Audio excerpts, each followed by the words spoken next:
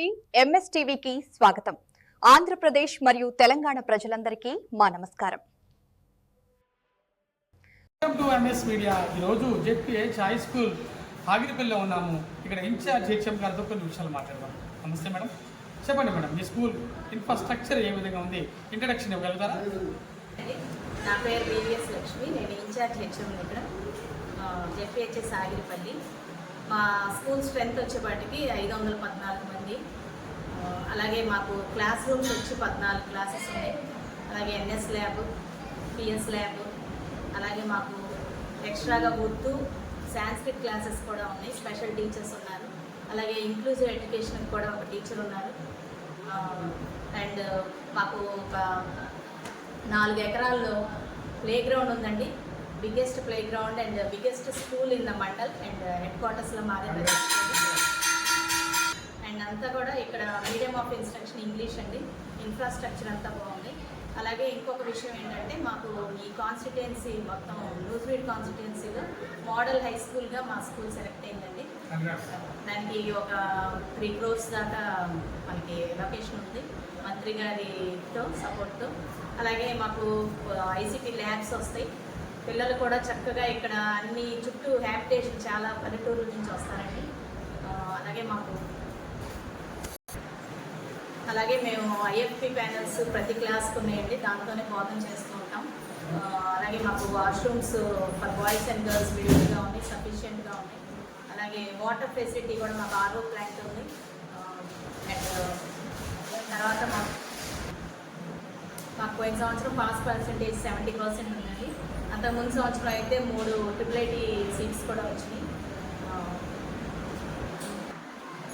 500 above వచ్చిన students 12 మందికి వచ్చినాయండి. సో ఇది మాకు చాలా సంతోషదాయకమైంది.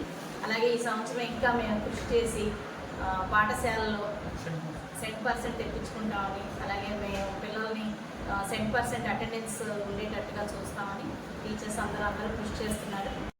మీ స్కూల్లో మిడ్ డే మీల్స్, పౌష్టిక ఆహారం, న్యూట్రిషన్ ఫుడ్ స్టూడెంట్స్కి అందుతుందా?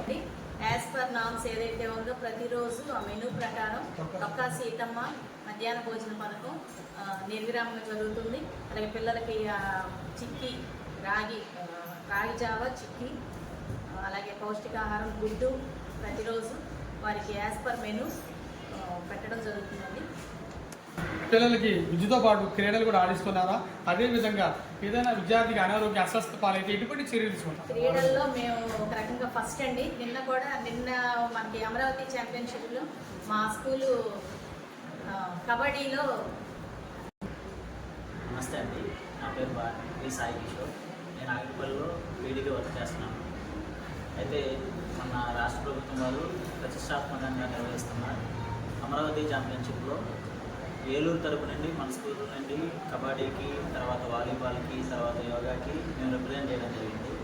దాంట్లో వాలీబాల్కి అండర్ 17 నుండి ఒక 7 సెలెక్ట్ అయ్యారు, అండర్ 23 నుండి ఒక 4 సెలెక్ట్ అయ్యారు. వాలీబాల్ అండర్ 17 నుండి గర్ల్స్ 3 సెలెక్ట్ అయ్యారండి రాష్ట్ర స్థాయిలో. దానికి మేము ఎంతగానో గర్వపడుతున్నాము. ఓకే, ప్రభుత్వం వారు పిల్లలకి చదువుకోవడానికి ఎటువంటి సదుపాయాలు, సౌకర్యాలు కల్పిస్తున్నారు? పిల్లల అటెండెన్స్, తర్వాత వాళ్ళు బాగా చదువుకోవడానికి సర్వేపల్లి రాధాకృష్ణ విద్యార్థి మిత్ర కిట్ అందజేయడం జరుగుతుంది. అలాగే తల్లికి వందనం 13,000 అందరికీ వాళ్ళ బ్యాంక్ అకౌంట్, తల్లిల అకౌంట్లో పడటం జరిగింది. అన్ని సదుపాయాలు పిల్లలకి ఇటువంటివి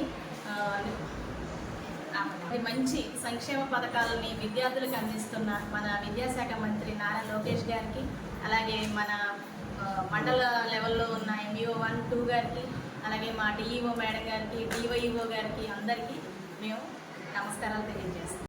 ఇటువంటి గవర్నమెంట్ స్కూల్స్లో మంచి ఫెసిలిటీ ఉండగా మీరు ఎందుకని గవర్నమెంట్ స్కూల్, ప్రైవేట్ స్కూల్ వైపు చూస్తున్నారని మన ఇన్ఛార్జ్ మేడం గారు బాబోతున్నారు. అదేవిధంగా ఈ స్కూల్లో మంచి క్వాలిఫికేషన్ టీచర్స్ ఉన్నారు.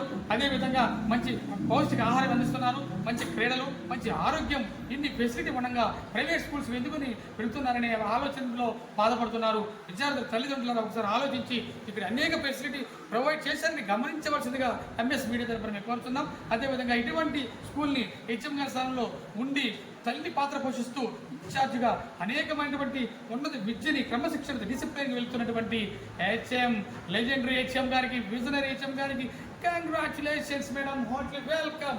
ఎంఎస్ మీడియా, ప్రతి చోట ప్రజల మాట.